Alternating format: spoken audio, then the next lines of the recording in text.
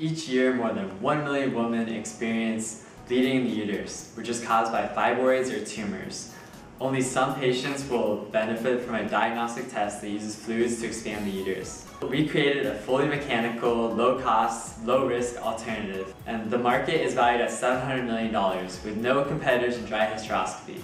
We can produce the device for only $30, while used wet hysteroscopes are sold for more than $1,500. Our low-cost, low-risk solution will allow more women to benefit from hysteroscopy, which will increase our market share. Hi everyone, my name is Timothy Lay. Hi, my name is Don. I'm Kevin Herrera. Alright, my name is Thuan Ha. Hi everyone, my name is Roland Moder, and I'm the project manager of Group 1. We're working on the dry hysteroscopy device, which is, we're working to replace the gold standard for hysteroscopy, which uses fluids. However, there are many problems with them, as we'll discuss later. And our goal is to make a purely mechanical solution, and it's simpler. It'll be disposable, and it'll be less expensive. We're consulting with Incitra, with the CEO of Incitra, Brad Sharp, and with a gynecologist named Steve Bell. And for this senior design project, I was the main researcher. I also helped to order parts and helped to assemble the prototype. And the problem that we're trying to solve is the problem of wet hysteroscopy and the use of saline. So the use of saline or gas or liquids, with saline it can conduct electricity, so this can cause small shocks in the uterus during diagnosis. And also, if there's abnormal bleeding, it can mix with the saline, it can also cloud and disrupt the vision that the doctor is trying to get. The doctor is trying to diagnose the uterus for any small tumors or growths, or trying to figure out any reasons why there's abnormal bleeding. And for that, he's looking at the uterine wall. So to solve the problem of wet hysteroscopy and the use of saline and gas, we are proposing a mechanical method to distend and open up the uterus.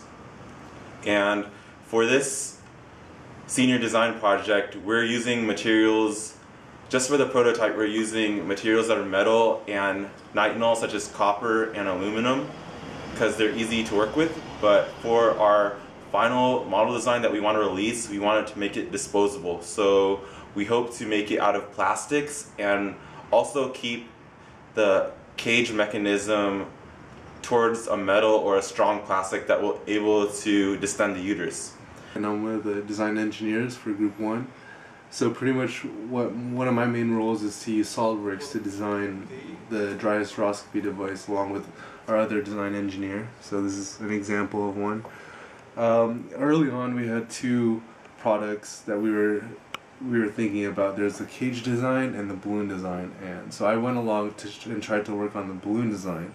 Pretty much there's a balloon on the tip that inflates and doesn't allow fluid to float into the uterus while it expands the uterus. But our problem with that is it only inflated the tip, so once the gynecologist snakes the hysteroscope through, they only see the front of the uterus. And we worked with our mentor Roland Moder on a bunch of different designs, and he told us a new method that we should try out, which is just cheap prototyping.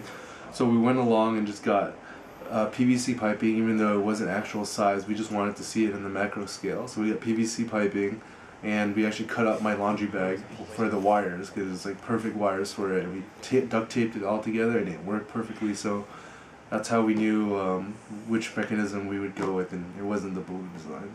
I'm one of the design engineers for Group 1 in our dry hysteroscopy device, and basically what I did was that I worked with the main design that was taken from our mentor, the cage design for our dry hysteroscopy device. Through this mechanical method, there are about 5 to 6 nitinol wires that expand the uterus out with a diameter at least 4 centimeters.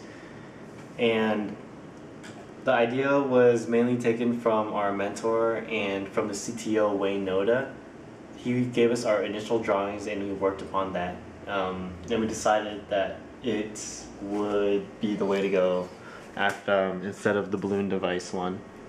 And I was the manager of the materials and ordering. Also, I was the lead prototyper for the second prototype. And for the materials, I bought most of them from McMaster-Carr, and they included aluminum tubing, copper tubing, as well as nylon wire.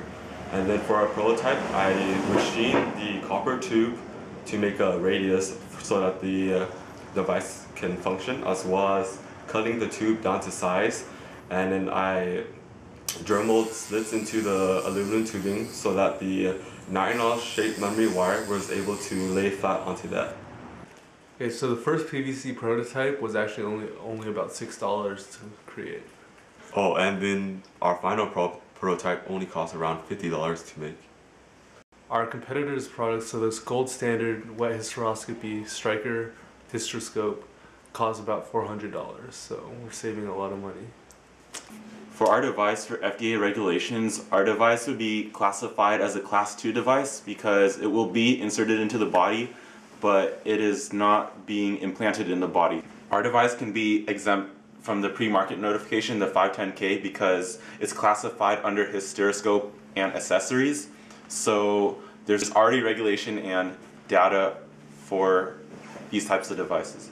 For our senior design, we conducted 3 main tests for our device. There was a performance test, an imaging test, and a pressure test. The performance test was we actuated our device more than 100 times to determine the durability of the cage and if it would withstand a lot of uses. But for clinical applications, it only needs to be opened once. And through our tests, we found that the cage is highly durable and will withstand many uses. For our next test, we use the blood pressure cuff test, and for this test, we insert our device into the blood pressure cuff and wrap it around, and every time we wrap it around the same diameter, and we would inflate the blood pressure cuff to a pressure ranging from 10 millimeters of mercury to 50 millimeters of mercury at a range of 5 millimeters of mercury. And then afterwards we inflate the pressure cuff. We would actuate our device so that it would form the cage, and then we would remove the pressure cuff from our hysteroscopy device, and if our hysteroscopy device had the shape we designed it to be, that would be a visual pass. And then for our device, it passed up to 70 millimeters of mercury, which was the bare minimum of our pass, and it failed at 84 millimeters of mercury. So in our future, we will have to design our device better to meet the requirements of being to withstand 75 millimeters of mercury to 100. Okay, our next step was to do imaging testing. So we got an ex vivo animal model in order to test if we can see inside of a cavity. So our ideal model would have been a sheep uterus due to the close comparisons with humans, but it was really hard to obtain one, so we decided to go with squid heads. So first we used the squid tube alone and inserted our device with the fiberscope and filmed it.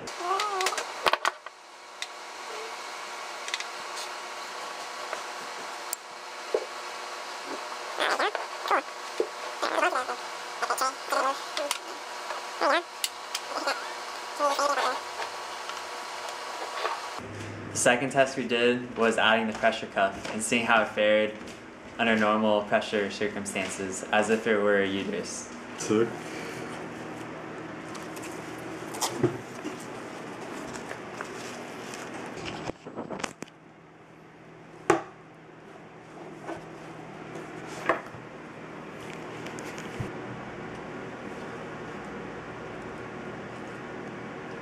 oh, that hurts the vagina. Scraping at it. Our device went through many other mechanical tests, and it did not work too well because it was damaged. So in the future, we would make a new prototype using flat nylon wires and see how it would fare. And we're pretty confident that it would pass. Oh, hi there. So, my reflections for this year. My reflections for the year. my reflections for the year. My reflections for this year is that causing no harm to the patient is of utmost importance. Quality and risk evaluations are important for designing specifications and choosing the best design. Iterations help provide inherent feedback that inspires innovation and ideas for future improvements. Testing multiple materials for each part of the design should be started as early as possible. Proper material testing will save a lot of time and headache. Multiple low-cost prototypes should be made for testing at every iteration. Also, documentation is important because it helps keep the team cohesive and backs up everything we do. And Those are my reflections for the year. And those are my reflections for this year. Oh, that's what I learned this year. these are my reflections for the year. Okay.